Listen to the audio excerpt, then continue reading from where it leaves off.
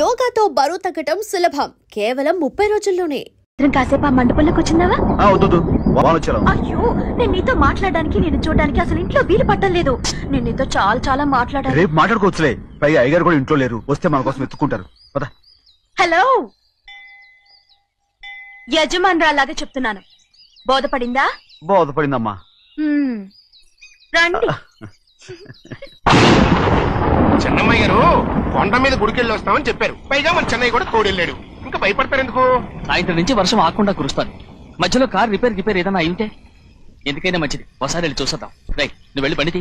అలాగనే.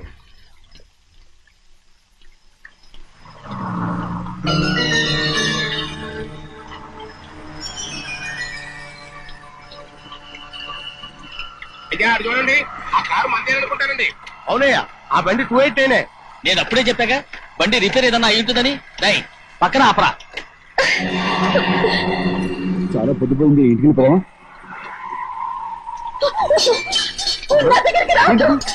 నువ్వు కావాలని కారు రిపేర్ అని అబద్ధం చెప్పావు. లెక్క పెడుతున్నావా? నేనా? అమ్మా,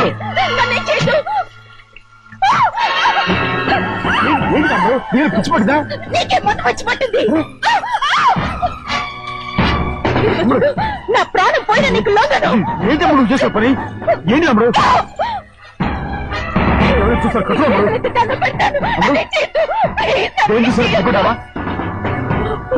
ఎవరైనా వస్తారా? చిన్నయ్య,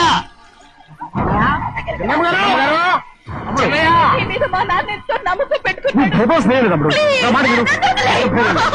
కదా. రాము,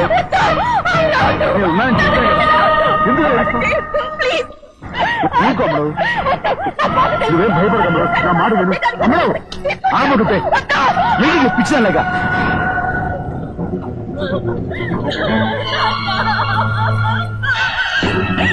ఏంటమ్మా ఇది? చెప్పమ్మా, చెప్పు. కారు పేరు చెప్పి నన్ను మండపంలోకి తీసుకొచ్చాడు. వర్షం పడుతుంది, కారు రిపేర్ చేయలేమని ఇక్కడే ఉందామని నన్ను అదోలా చూశాడు. చాలా భయం వేసింది. ఏ పర్వాలేదు, నడిచేదే వెళ్ళిపోదాం నేనంటే, నువ్వు విదేశాలు చదువుకుని వచ్చావు, ఆ మాత్రం అర్థం చేసుకోలేవా? ఈ ఒక్క రోజుకి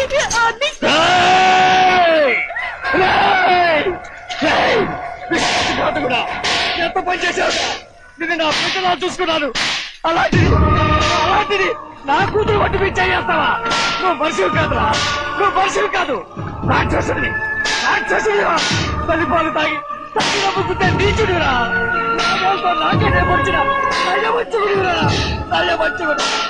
మరే ద్రోహి, ఇవాళ నుంచి నేను చచ్చిపోయాను అనుకోరా. ఇక నా ఇంటి గడపక్కతో నిన్ను ఎలా పెంచాను రా? నా సొంత బిడ్డ కన్నా ఎక్కువగా పెంచాను. ఆ ఒకే ఒక్క కారణంగా నిన్ను ప్రాణాలతో వదులుతున్నాను. నీ వాహనాలు చూపించుకో. ఇదే ఇంకోడైతే నువ్వు చేసిన తప్పుకి నరికేసి ఉండేవాడు.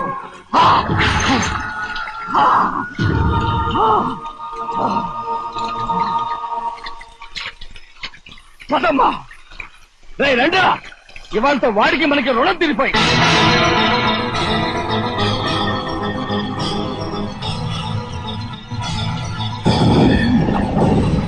చిన్నబ్బాయి, వద్దు చిన్నబ్బాయి, వెళ్ళొద్దు. నా మాట విను, 2 కుటుంబాలు కలవబోతున్నాయి. వద్దు చిన్నబ్బాయి. చిన్న వెళ్ళ చిన్న, నా మాట విని చిన్న వెళ్ళ చిన్న వెళ్ళ చిన్న వెళ్ళ చిన్న. ఆగో, ఎక్కడికి వెళ్తున్నావు? ఒక నౌకరేదవా నా అక్క కూతురు ఒంటి మీద చెయ్యేశాడని తెలుసు కూడా నన్ను నోరు మూసుకుని కూర్చోమంటావా? అటు తప్పుకున్నాయా? వాడి కాలో చెయ్యం నరకందే నేను నిద్రపోను. నరికేస్తే నీ పక్క చల్లారిపోతుందా? అందుకని పరువు పైన పర్వాలేదని చేతులు ముట్టు కూర్చోమంటావా? పొర్రుందిరా నీకు? వాడిని చంపేసి జైలుకెళ్ళి కూర్చుంటావా? పర్వాలేదు, జరిగింది విని గాజులు తొడుక్కుని కూర్చోవడం కంటే అదే మేలు. ఊళ్ళో నలుగురు చేత మొహం మీద ఉమ్మయించుకోవడం కంటే జైలుకెళ్ళడమే మేలు. తప్పుకో.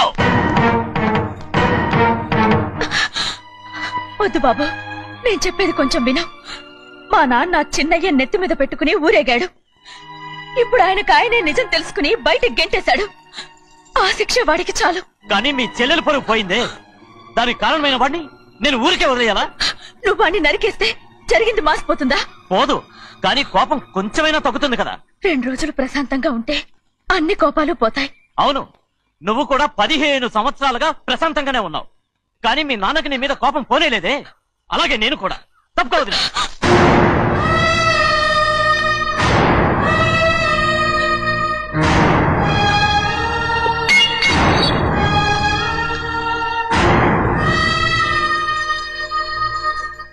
వాడి కోపంలో కూడా న్యాయం ఉంది గౌరీ. ఎవడో చేసిన దాన్ని ఎవడు చేసుకుంటాడు చెప్పు? న్యాయంగా చూస్తే వాడు చేసుకోవాల్సిన పిల్ల. వాడు మనతో పాటు చిన్న వయసులో వచ్చేసాడు కాబట్టి ఆ కుటుంబానికి విరోధయ్యాడు. పోన్లే, తను నాకు మర్యాద ఇవ్వకపోయినా నీకైనా ఇచ్చాడు. అచ్చా రే బండిదీరా. ఎందుకయ్యా చెన్నైని అడగాలి? కలుపు తీయడానికి ఎంతమంది కూలీలు కావాలో చెన్నైకే తెలుసండి. శనక్కాయలు ఏ కొట్లో అమ్మాలో చెన్నైకే తెలుసండి. జొన్న చేనుకు మందు కొట్టారో లేదో చెన్నైకే తెలుసండి. అయ్యా మరి నేను వెళ్ళొస్తానండి. ఎక్కడికి వెళ్తున్నావు? చెన్నై దగ్గరికండి. ఎందుకు? అదేనండి, కౌలు డబ్బులు ఎవరెవరి పేరుతో ఏ ఏ బ్యాంకుల్లో వేయాలి, ఈ దివాణానికి కావలసినటువంటి వస్తువులన్నీ ఎక్కడ కొనాలి, ఇవన్నీ చెన్నైకే తెలుసండి. అడిగి తెలుసుకుందామని బయలుదేరా. ఏంటయ్యా ఇన్ని రోజులు ఇవన్నీ చెన్నై చూసుకుంటుంటే మీరందరూ ఇంట్లో తినుకొచ్చిన ఏం చేస్తారు? గాడిదలు కాస్తున్నారా? చే ఇది ఇల్లా సత్రమా? అబ్బా నువ్వు ఉండబోయా, నేను చెప్తున్నాను కదా. వంటింట్లో ఏమేం చేయాలో ఎంతెంత చేయాలో తెలియక అందరూ ఖాళీగా కూర్చున్నారు. 2 రోజుల నుంచి చెన్నై పళ్ళకు రావట్లేదటగా. వెంటనే డ్రైవర్ పంపించి చెన్నైని పిలిపించండి. 2 రోజులుగా నువ్వు ఎక్కడికి వెళ్ళావు? సముద్రం ఎలా ఉంటుందో చూద్దామని వైజాగ్ వెళ్ళానండి. వెళ్ళా సముద్రంలో గోవిందయ్య అయ్యా ఈ లెక్క చూసి పంపించి. నీకు లెక్క చూసి కదా డబ్బులు ఇవ్వాలి. మరి ముందే అయ్యా అయ్యా అంటూ ముష్టోళ్ళగా చేయి చెప్తావిట్రా. నువ్వు ఎప్పుడు వచ్చావు, నీకు ఎంత ఇవ్వాలి చెప్పు. గుమ్మస్తా మీరా నేనండి. మీకు లెక్కలు తెలియకపోతే వెళ్ళి చెన్నై గారిని అడగండి. ఏంట్రా డబ్బా ఇస్తున్నావా? నన్ను ఉద్యోగం అనేది వెళ్ళిపోమన్నారు కదా. అంటే ఏడుస్తావిట్రా? ఎక్కడికి వెళ్ళాలో ఎలా బతకాలో తెలియక ఏడుస్తుంటా. సరే ఏడో ఒక. ఇప్పుడు మా ఇల్లు చూసుకోవడానికి ఎవరు లేరురా. నా కూతురు కూడా ఇక్కడే పని చేస్తుంది. మరి నువ్వు మా ఇల్లు జాగ్రత్తగా చూసుకుంటావా? అలాగేనండి. ఈ ఉద్యోగం పర్మనెంట్ కదండి? అది నీ నరకం మీద ఆధారపడి ఉంటుంది. అంతే కదా, తప్పకండి. ఎలా నరాలు తగినట్టు నడుస్తున్నా. బాలేదా? ఇంకోటి నడుస్తాను. ఎలా? నువ్వు పర్మనెంట్ గా టెంపరవరీయే. అమ్మా, చెన్నైని ఇంట్లోంచి బయటికి పంపించినంత మాత్రాన నీ ఆత్మ శాంతించదని నాకు తెలుసమ్మా. త్వరలోనే అక్కయ్యని నాన్నని కలిపి మన 2 కుటుంబాలని ఒకటి చేస్తాను. వెనక ముందు చూసుకోకుండా గొడ్డను బాదినట్టు బాధేశారు. కూతురు ఏం చెప్తే నమ్మేటమేనా? అసలు ఏం జరిగింది, ఎలా జరిగిందని ఒక్క మాట అయినా అడిగాడు ఆ పెద్ద మనిషి. పోనీ నువ్వైనా చెప్పలేకపోయావేంటి?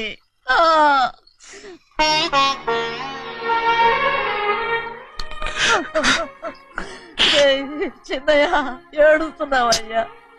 పెద్దయ్య కొట్టాడని బాధపడుతున్నావా? అబ్బే, పెద్దయ్య కొట్టిన దెబ్బలు కాదని నేను బాధపడుతుంటా. ఈ నెలల్లో ఒక్కరోజు కూడా నేను ఆయన విడిచిపెట్టి ఉండలేదు. అలాంటిది 2 రోజులు అయిపోయింది ఆయన చూసి. అదే బాధగా ఉంది. బాధ ఇదే. చిన్నయ్య చూడు, ఎవ్వరికి కనపడకుండా పెద్దయ్య గారిని చూసిరారా, అప్పుడు నీ మనసు స్థిమిత పడుతుంది. లేదే, ఆయన తప్ప ఆయన తెలుసుకుని నాకు కబురు చేసేంత వరకు నేను ఆయన మొహం చూడను. ఆ దొంగ ముఖంది నీ మీద మనసు పడ్డట్టు నాటకం ఆడింది అనుకో. అది నీ యజమాని కూతురు అని తెలుసు కదా, నువ్వెందుకు మనసు పడ్డా? సిగ్గిడిసి తన అందరి ముందు పంపు సెట్ దగ్గర స్నానం చేస్తూ నా మీద పడ్డప్పుడు కూడా నేను మనసు పడలేదే. కానీ ఒకరోజు అయ్యో ఏంటి తమ్ముడు, మధ్యగానే పోయిందేంటి? పుస్తకాలన్నీ తగలబెడతావు, పైగా చదువుకో డిగ్రీ కాగితాలు కూడా మంటలు పడేస్తావేంటి? ఏమైంది నీకు? ఇదిగో మర్యాదగా మంటలవి. అవి నేను చదివి సంపాదించుకున్న డిగ్రీలు. వాటిని మంటల్లో వేస్తాను, చిప్పేస్తాను, నా ఇష్టం. అది అడిగే హక్కు నీకు లేదు. అవి మంటల్లో వేయకపోతే ప్రాణానికి ప్రాణంగా చూసుకుంటున్నావే మా నాన్న, ఆయన మీద ఒట్టు ఇలా ఇలా పడి చేస్తాను. వెయ్యి.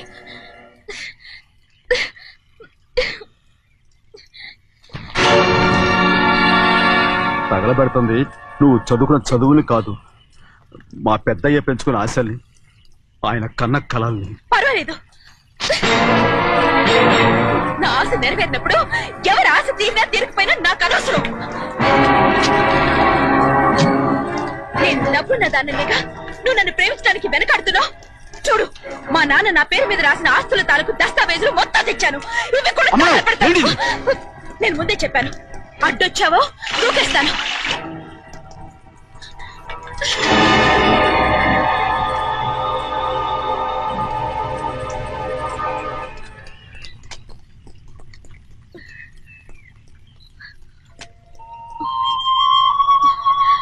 చూడు, ఇప్పుడు నేను ఒట్టి ప్రభావతిని.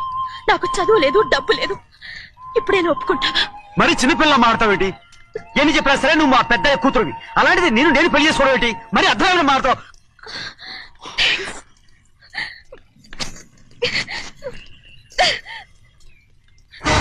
నోటు.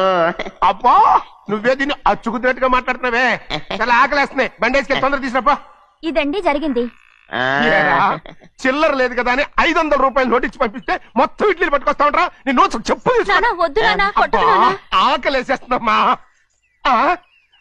చట్నీ సాంబార్ ఎదురా ఇచ్చాడండి. ఇది నేనే వద్దన్నానండి. ఎందుకని? మరి అదే మళ్ళీ మర్చిపోయారు. నాగమణి, మీ నాన్న నాతో ఏం చెప్పాడు? అయ్యో అయ్యో, చట్నీ సాంబార్లని ఎన్ని సార్లు ప్యాక్ పెట్టుకెళ్తారా? తిని నాకు మాత్రం ఉట్టి ఇడ్లీ పడరా. ఇదిగో ఆయనకు అర్థమయ్యట్టు మళ్ళీ చెప్పు. నాకు మాత్రం ఒట్టి ఇడ్లీ పడరా. అయ్యో, నువ్వు నా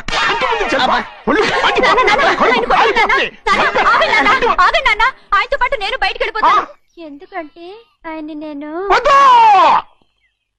మీ దిక్కుమాల ప్రేమ కథ వినే ఓపిక ఎవ్వరికి లేదమ్మా. అయినా నువ్వు అనేదేముందిలే, అతను లేకుండా నేను బతకలేను అంటావు, అంతే కదా? అయితే ఒక కండిషన్ రా. ఏంటి? నువ్వు చాలా తెలియగలవాడవని ఈ ప్రపంచానికి, నీ ముఖానికి ప్రపంచం దాకా ఎందుకు గాని ఈ ఊళ్ళో నిరూపించుకో. నా కూతురు నీకు ఇచ్చి పెళ్లి చేస్తా. వాకే వెరీ వీచి. అయితే నువ్వు ఇంటి బయటికి వెళ్ళరా. బయటకెళ్ళా. రండి. అయ్యయ్యో, నా కాళ్ళు చేతులు ఆటం లేసే. మీరెందుకు వచ్చారయ్య గారు? కబురు పెడితే నేనే వచ్చేదాన్నిగా. కూర్చోండి అయ్యా, కూర్చోండి. చిన్నయ్య టౌన్ కి వెళ్ళాడు, ఏదో కొట్లో పని చేస్తున్నాడు. దాన్ని ఎవడు మార్చగలడు? నేనేం వాడిని చూడటానికి రాలేదు, నిన్ను చూడటానికి వచ్చాను. అవును, వారం వారం డబ్బుల కోసం వచ్చేదానివి 2 వారాలుగా ఎందుకు రాలేదు? అయినా నా బాధ్యత నేను చెయ్యాలిగా. ఇదిగో తీసుకో. డబ్బొద్దండి. నీ మనవడిని నేను ఇంట్లోంచి తరిమేశాను వద్దంటున్నావా? ఇది నీ మనవడి కోసం కాదు, నీ కొడుకు కోసం నేను చెయ్యాల్సిన బాధ్యత. ఆనాడు ఊరంతా నా బిడ్డ తప్పు చేశాడన్నా, మీ మనసుకి మాత్రం తప్పు చేశాడనిపించలేదు. ఈ రోజు నా మనవడు కూడా ఏ తప్పు చేయలేదు. ఆ విషయం మీరు తెలుసుకుని వాణ్ణి ఏ రోజు పనిలోకి రమ్మంటారో ఆ రోజే డబ్బు తీసుకుంటాను. నీ మనవడు చేసింది నేను కళ్ళారా చూశాను. చూస్తూనే తెలుస్తుందిలే. మన ఇద్దరం కాసేపు ఆ మండపంలోకి వచ్చిందావా? అయ్యో, నేను నీతో మాట్లాడడానికి, నేను చూడడానికి అసలు ఇంట్లో వీలు పట్టలేదు. నేను నీతో చాలా చాలా మాట్లాడాను. రేపు మాట్లాడుకోవచ్చులే. పైగా అయ్యగారు కూడా ఇంట్లో లేరు, వస్తే మన కోసం ఎత్తుకుంటారు. హలో, యజమానురాలాగా చెప్తున్నాను, బోధపడిందా? బోధపడిందమ్మా. రండి. చెన్నమ్మాయి గారు కొండ మీద గుడికెళ్ళి వస్తామని చెప్పారు. పైగా మన చెన్నయ్య కూడా తోడెళ్ళాడు. ఇంకా భయపడతారు ఎందుకు? సాయంత్రం నుంచి వర్షం ఆకుండా కురుస్తాను. మధ్యలో కార్ రిపేర్ ఏదైనా అయి ఉంటే ఎందుకైనా మంచిది, ఒకసారి వెళ్ళి చూసేద్దాం. రైట్, నువ్వు వెళ్ళి బండి. అలాగే.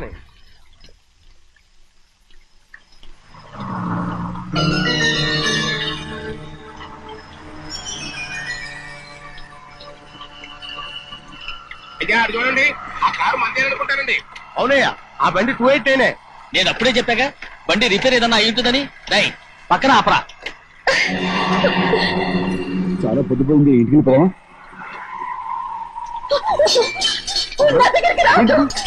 నువ్వు కావాలని కారు రిపేర్ చెప్పావు. లెక్క పెడుతున్నావా? నేనా? అమ్మ,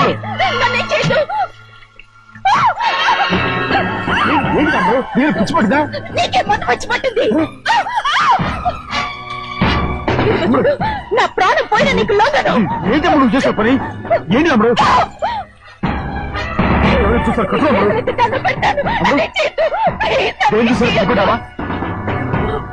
ఎవరైనా వస్తారా? చెన్నయ్య,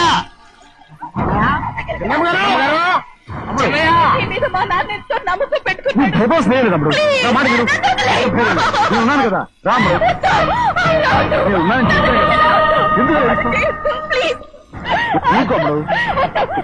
నువ్వేం భయపడకమ్మా, నా మాట విను. అమ్మడు ఆడమంటుంటే ఏంటి పిచ్చిదానిలాగా?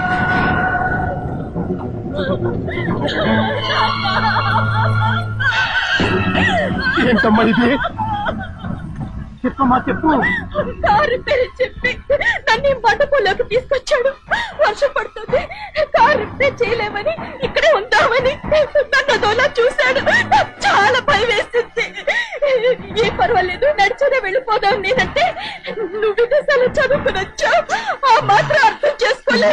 ఈ ఒక్క రోజుకి అన్ని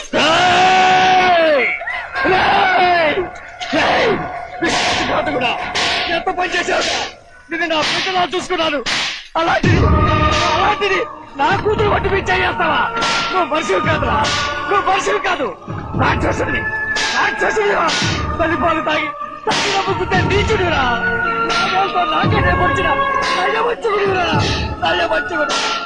ఒరే ద్రోహి, ఇవాళ నుంచి నేను చచ్చిపోయాను అనుకోరా. ఇక నా ఇంటి గడపడక్కతో నిన్ను ఎలా పెంచాను రా? నా సొంత బిడ్డ కన్నా ఎక్కువగా పెంచాను. ఆ ఒకే ఒక్క కారణంగా నిన్ను ప్రాణాలతో వదులుతున్నాను. నీ వాహనాలు చూపించుకో. ఇదే ఇంకోడైతే నువ్వు చేసిన తప్పుకి నరకేసి ఉండేవాడు.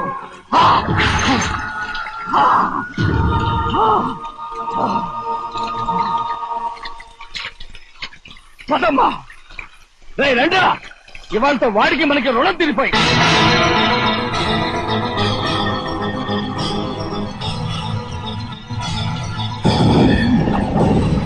చిన్నబ్బాయి వద్దు, చిన్నబ్బాయి వెళ్ళొద్దు. నా మాట విను. 2 కుటుంబాలు కలవబోతున్నాయి. వద్దు చిన్నబ్బాయి.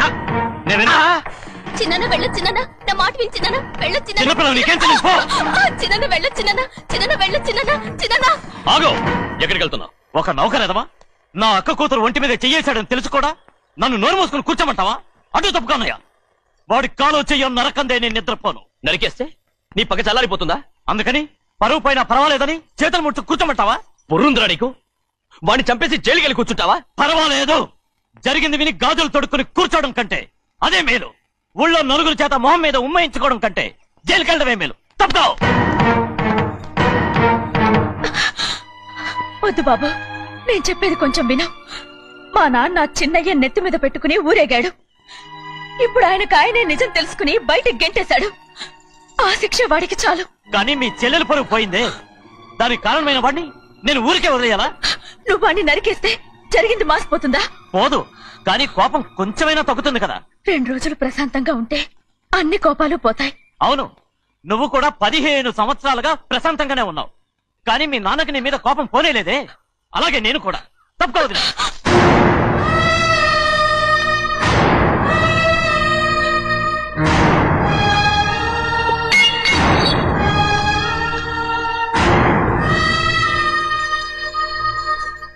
వాడి కోపంలో కూడా న్యాయం ఉంది గౌరీ.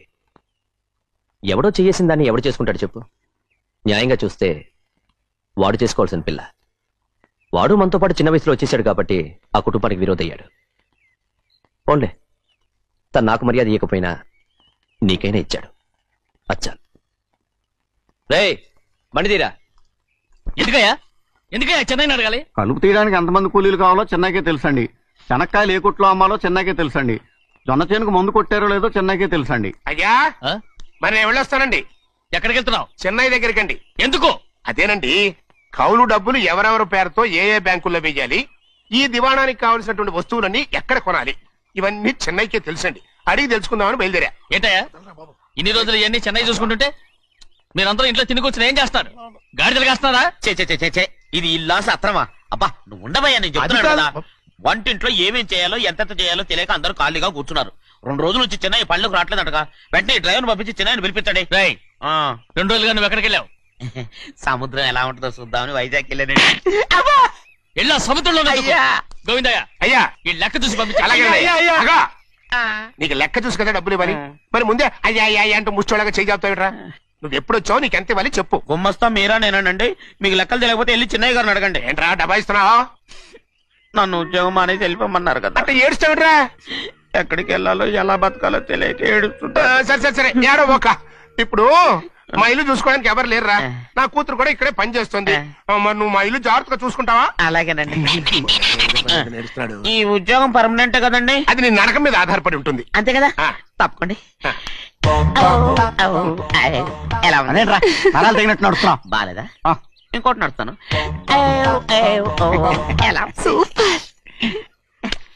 నువ్వు పర్మనెంట్ గా టెంపరవరీయే. అమ్మా, చెన్నైని ఇంట్లోంచి బయటికి పంపించినంత మాత్రాన నీ ఆత్మ శాంతించదని నాకు తెలుసమ్మా. త్వరలోనే అక్కయ్యని నాన్నని కలిపి మన 2 కుటుంబాలని ఒకటి చేస్తాను. వెనక ముందు చూసుకోకుండా గొడ్డను బాదినట్టు బాధేశారు. కూతురు ఏం చెప్తే నమ్మేటమేనా? అసలు ఏం జరిగింది, ఎలా జరిగిందని ఒక్క మాట అయినా అడిగాడా పెద్ద మనిషి? పోనీ నువ్వైనా చెప్పలేకపోయావేంటి?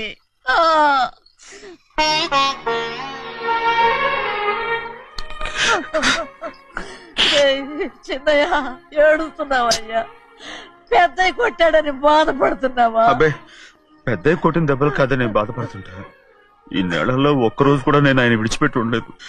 అలాంటిది 2 రోజులు అయిపోయింది ఆయన చూసి. అదే బాధగా ఉంది. బాధ ఇదే. చిన్నయ్య చూడు, ఎవ్వరికి కనపడకుండా పెద్దయ్య గారిని చూసిరారా, అప్పుడు నీ మనసు స్థిమిత పడుతుంది. లేదే, ఆయన తప్ప ఆయన తెలుసుకుని నాకు కబురు చేసేంత వరకు నేను ఆయన మొహం చూడను. ఆ దొంగ ముఖం నీ మీద మనసు పడ్డట్టు నాటకం ఆడింది అనుకో, అది నీ యజమాని కూతురని తెలుసు కదా, నువ్వెందుకు మనసు పడ్డా? సిగ్గిడిసి తన అందరి ముందు పంపు సెట్ దగ్గర స్నానం చేస్తూ నా మీద పడ్డప్పుడు కూడా నేను మనసు పడలేదే. కానీ ఒకరోజు అయ్యో ఏంటి తమ్ముడు మధ్యగానే పోయిందేంటి? పుస్తకాలన్నీ తగలబెడతావు, పైగా చదువుకో డిగ్రీ కాగితాలు కూడా మంటలు పడేస్తావేంటి? ఏమైంది నీకు? ఇదిగో మర్యాదగా మంటలవి. అవి నేను చదివి సంపాదించుకున్న డిగ్రీలు. వాటిని మంటల్లో వేస్తాను, చెప్పేస్తాను, నా ఇష్టం. అది అడిగే హక్కు నీకు లేదు. అవి మంటల్లో వేయకపోతే ప్రాణానికి ప్రాణంగా చూసుకుంటున్నావే మా నాన్న, ఆయన మీద ఒట్టు ఇలా ఇలా పడి చేస్తాను. వెయ్యి.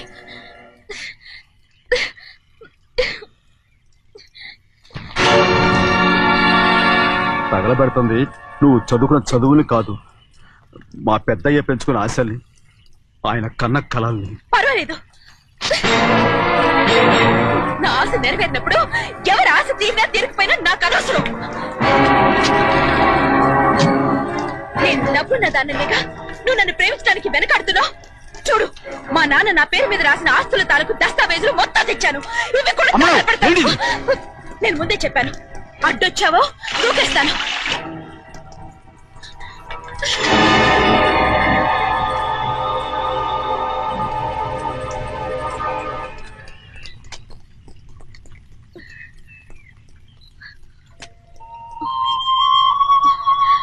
చూడు, ఇప్పుడు నేను ఒట్టి ప్రభావతిని.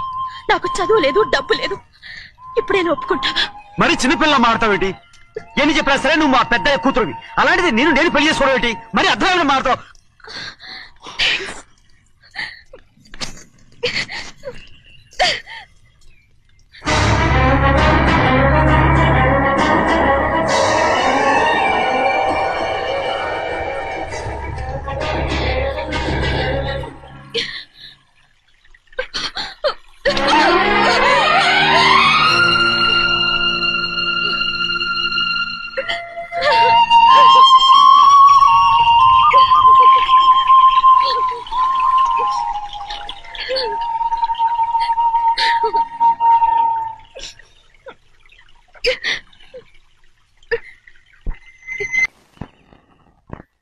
ఆ రోజు తగలబెట్టిన కాగితాలన్నీ నకిలీవైనా ఉండొచ్చు. తనకు తెలుసుగా నేను చదువురాని మొద్దునని. ఆ పాపిష్టిది ఎంత నాటకం ఆడింది, నీ మీద ఎంత పగబోనింది. అసలు నువ్వు చేసిన తప్పేమిట్రా?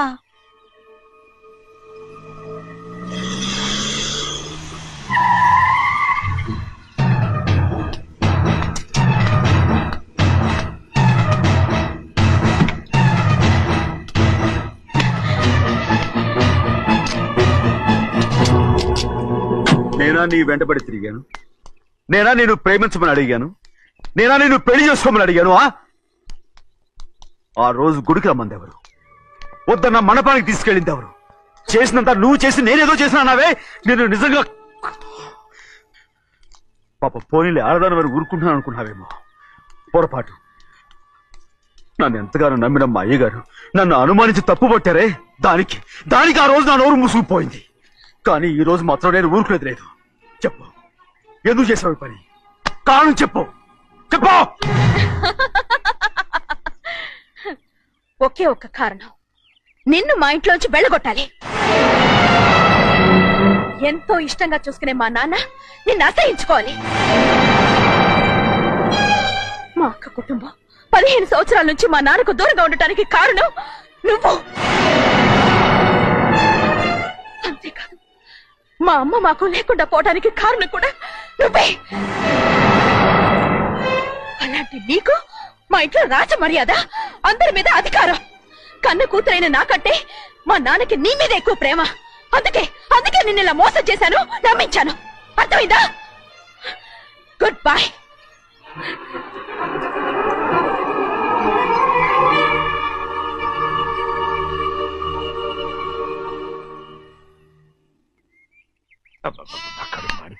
ఏంటి నాన్న బాగా ఆకలాతుందా? అవునమ్మా, ఇడ్లీ దమ్మని ఆ బస్సు గాని పంపించి 2 గంటలైంది. అప్పటికి ఆలస్యం అవుతామని నా బండి కూడా ఇచ్చి పంపించా. సంతోషించాం. ఏంట్రా ఇంత ఆలస్యంగా చచ్చావు? మరే నేను నడిపెత్తుకురావద్దేంటి? అదే నేనైతే లగెత్తుకెళ్ళి లగెత్తుకు వచ్చేసేవాడిని. అంటే ఈ బండి నడపడం నీ చేత కదా? మరి ఎందుకు తీసుకెళ్ళట్టు? ఏమో మీరు తీసుకెళ్ళమన్నారు, కర్మ తీసుకెళ్ళాను. కర్మ. సర్లే, ఆకలి చచ్చేట్టుగా ఉన్నా. ఇడ్లీలు ఎక్కడా? అదిగో మూటలో వచ్చేస్తున్నాయి. నోట్లో ఇడ్లీలు రావటం ఏంట్రా? ఒరే ఈయన నంబర్లే గానీ మూట దింపి ఇప్పి చూపించండి. అట్టగానండి. ఇన్ని ఇడ్లీలు తెచ్చావిడ్రా? మరి 494 రూపాయలకు ఆ మాత్రం ఇడ్లీలు రావేంటి? 494 రూపాయలకి ఇడ్లీలా? మరి అదే చెప్పడమేమో చెప్పేస్తారు, ఆ తర్వాత మర్చిపోతారు.